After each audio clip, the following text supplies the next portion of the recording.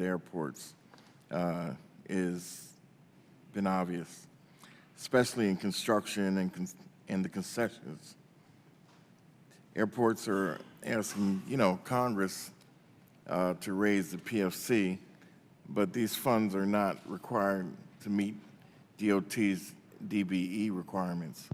Since the PFC funds don't have this requirement, how are we to be sure that DBE businesses will have a fair shot at the lucrative contracts that will likely spring up from our raising of the PFC? Mr. Donahue. Well, from a DFW airport perspective, we have policies in place that dictate and provide what we are going to do to continue to support our minority and women-owned businesses. We set goals every year that our board of directors have to approve.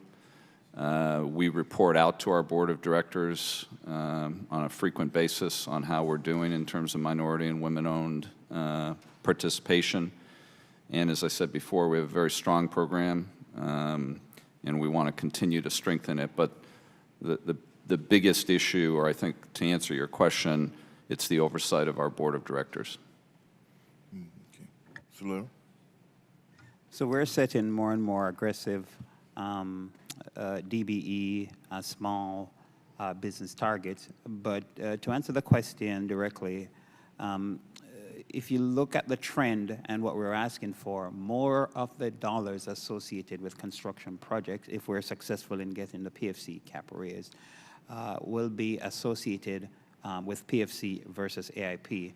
And you're correct. Currently, there is no DBE requirements associated with the PFC because it's not federal dollars; it's local dollars that's being collected. And I think that's something we should take a look at. Okay. Thank you. So we, like DFW, our board of directors every year approves our DBE, WBE, and MBE plans, and we monitor that. We do a lot of work in diversity outreach to our community in order to get more participation. But we have aggressive goals, and on every single project, we monitor and often exceed them. Congressman, we also approve and look at our goals every year. But with smaller airports, the PFC is basically is combined with federal AIP dollars. So we're pretty much, even though we're not, most of our PFC dollars are put into projects that would be used with federal grants. So we would still be obligated to the DBE requirements because it's a combination of funding, not just using PFC dollars for separate standalone projects. Okay. Yes, thank you. Let's see. Newark Liberty International Airport is in my district and has some of the highest average ticket prices in the country. No doubt this is due in part to the constraints on facilities. That is a lack of gates or slots, I guess they're called.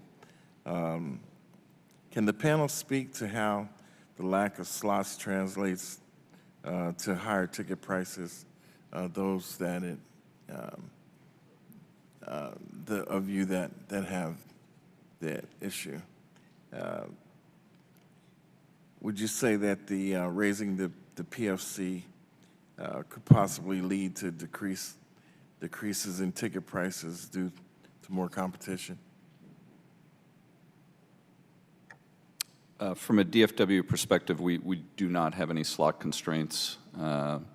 The other competitive dynamic we have at DFW is Love Field, and the Wright Amendment was just repealed about two years ago, which has created more competition, which has also created lower fares. So from the DFW region perspective, we don't have that issue in terms of slot constraints and what they could do to pricing.